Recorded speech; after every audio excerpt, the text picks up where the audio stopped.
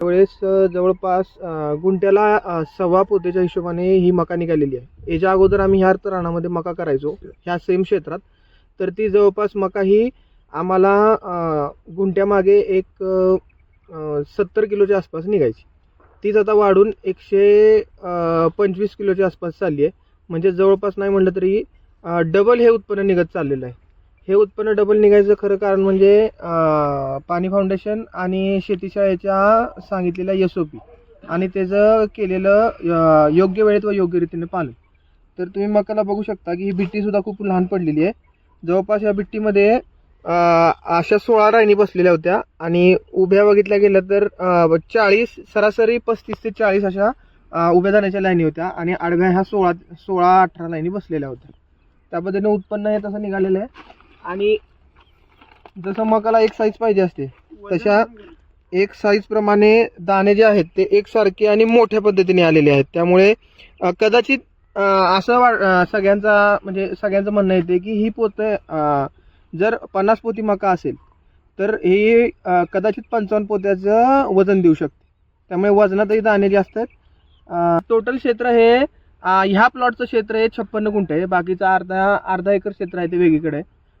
ह्या 56 गुंठ्यामध्ये जवळपास आता 70 पोती मका निघालेली. आम्ही प्रगतशील शेतकऱ्यांच्या मार्गदर्शनाखाली येऊन त्या पद्धतीने नियोजन करून आम्ही ड्रीप टाकलं आणि ड्रीप टाकल्यानंतर खरंच तुमच्यासमोर अनुभव असा आहे की उत्पन्न आहे हे वाढीव पण आलेलं आहे आणि दाना हा मोठा पण आलेला आहे समक्ष दिसते. कारण का तर जमिनीची पोत आणि त्याला सुधारित येणारं उत्पन्नाच्या मक्याची व्हरायटी या दोन्हींचा मेळ बसल्यामुळे जी जमीन एकरी 30 पोती देत नव्हती ती जमीन आज एकरी 48 पोत्याला जाऊन टेकलेली आहे. हा खरंच एक चांगला प्रयोग आहे. त्यामुळे प्रत्येक शेतकऱ्यांनी SOPचं पालन करावं.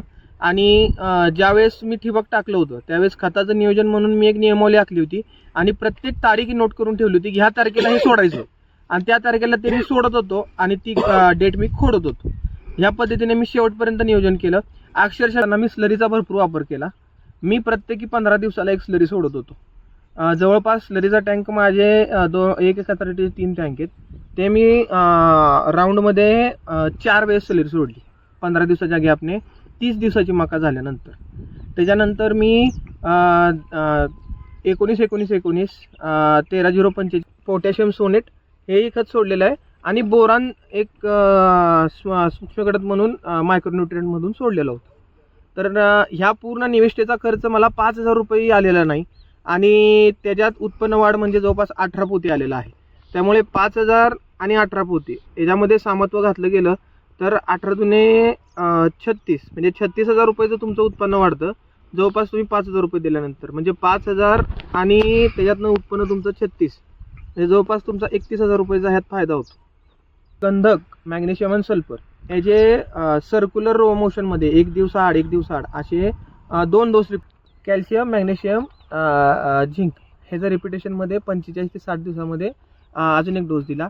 आणि पेरताना आम्ही झिंक जे आहे ते 20 पाट्या शेणखतामध्ये मुरवून विस्कटलेलं होतं पेरणीच्या अगोदर. आणि त्याच्यानंतर त्यावेळेस आम्ही ड्रोनने एक फवारणी घेतलेली होती. ती फवारणी कोराजेनची होती. ज्यावेळेस आळीचा अटॅक खूप जास्त झाला होता आणि दशपर्णी अर्क मारून सुद्धा तो कंट्रोल होत नव्हता. जवळपास आम्ही 2 ते 3 वेळेस दशपर्णी अर्क मारला पण ते काही कंट्रोलमध्ये येत नव्हतं आणि इमामॅक्टिन मारूनही आळी काही थांबत नव्हती. तर आम्ही त्याला एक 10 दिवसाच्या कालावधीनंतर शेवटचा टप्पा म्हणून मग कोराजेनची शेवटची फवारणी घेतली. तेही 60व्या दिवशी. जेव्हा मका 60 दिवसाची होती त्यावेळेस कोराजेनचा डोस झालेला आहे. त्यामुळे हा जो फरक पडला आहे बीज प्रक्रिया म्हणा, बीज प्रक्रिया सुद्धा करणं महत्त्वाचं आहे. कारण बीज प्रक्रिया केल्यामुळे आमच्या मकीला जवळपास 31 दिवसापर्यंत आळी दिसलेली नाही. 31 दिवसानंतर आळी दिसली, तेही आमची आळी 45 दिवसापर्यंत दिसली आणि त्याच्यानंतर आम्ही इमामॅक्टिनचा हात घेतला ते 45 दिवसापासून 60 दिवसापर्यंत कव्हर झाली. आणि 60व्या दिवशी जेव्हा आळी परत दिसायला लागली प्लॉटमध्ये 10% त्यावेळेस आम्ही कोराजेनचा हात घेतला. कोराजेनचा हात घेतल्यानंतर आळी आम्हाला जवळपास पीक बाहेरपर्यंत पळेपर्यंत अजिबात दिसलेली नाही आहे. कुठल्याही मकीला कुठलीही कीड नाही आहे. मकीच्या कुठल्याही कणसामध्ये आळी एकही सापडलेली नाही आहे आम्हाला. जवळपास एखादी कुठेतरी क्वचित सापडलेली असेल पण कणसापर्यंत त्याचा प्रभाव अजिबात झालेला नाही आहे. आणि दाणे हे अतिशय सुंदर तुम्ही बघू शकता, लष्टर आहे दाण्यावरती पूर्ण आत्तासुद्धा. त्यामुळे ठिबकचा जर 30,000 खर्च बघता मला हा 26,000 खर्च गेलेला आहे. तरी आता दर काय 56 गुंठ्याला मला 26,000 खर्च गेलेला आहे. आणि बाकीचा इतर मशागतीचा खर्च एक 20,000 ऍड करता तो एक 46,000 खर्च धरला तरी सध्याला मकाचा दर हा 2100 ते 2,000 रुपयाच्या आसपास चाललेला आहे. त्यानुसार जर 70 पोत्यांचा हिशोब केला तर तो 1,40,000 किंवा 1,45,000 येईल सरासरी. तर ते 1,45,000 मधले वरचे 45,000 जरी सोडले तरी 1,00,000 रुपये 90 ते 1,00,000 रुपयाचा फायदा हा या पिकातनं निघालेला आहे. आणि वैरण जी निघालेली आहे ती वैरण आम्ही माती ॲड करून जमिनीला खत केलेलं आहे. त्यामुळे जवळपास मला असं वाटतं की एक 20 ट्रॉल्या खत हे जमिनीला दिले गेले.